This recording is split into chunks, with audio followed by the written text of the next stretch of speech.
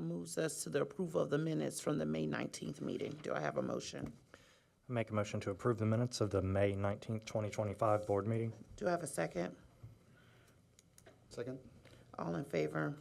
Yes, ma'am. I have an amendment. Okay. I move to amend the minutes of the May 19th, 2025 board meeting to replace the comment in the minutes about the May 5th meeting with my request to have it noted that I recused myself from executive session for item 3G. Second. So that was just a Understand. mix-up, I think, that it was left over, so. No worries. We have an amendment on the floor and it's been properly second. All those in favor? All opposed? And the motion carries 6-1 abstention. Back to the original amendment on the motion, the original motion on the floor for the approval of the minutes. All those in favor? All opposed?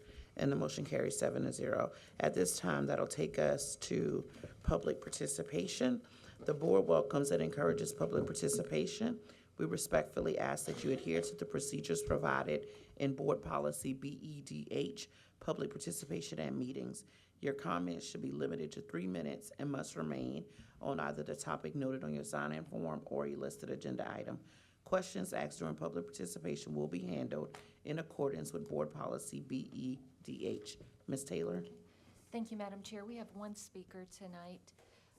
Frank Gucciano is here to speak about the D-Team proposal. Thank you. Good evening.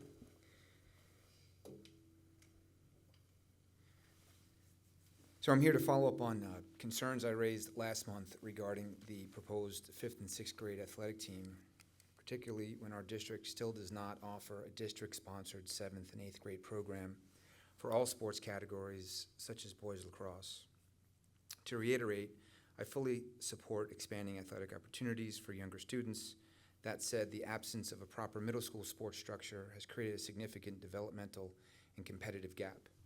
Most neighboring districts provide 7th and 8th grade teams for good reason. Students in these grades benefit from playing alongside peers of similar age, physical development, and emotional maturity.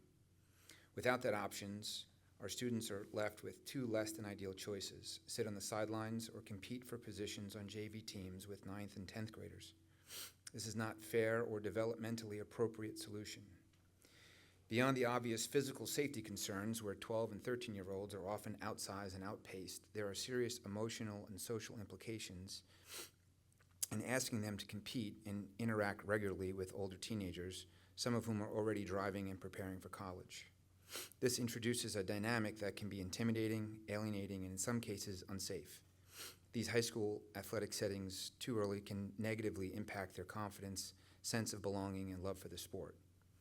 In follow-up to these concerns, I would pose the following question: why is the district prioritizing the creation of a 5th and 6th grade team when this fundamental middle school structure is still missing?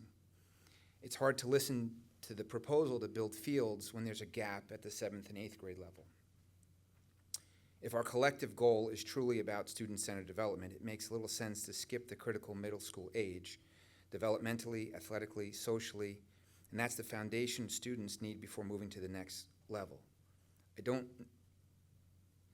I had players in our own private attempt to provide lacrosse players here in the district with a private option that parents carried the ball.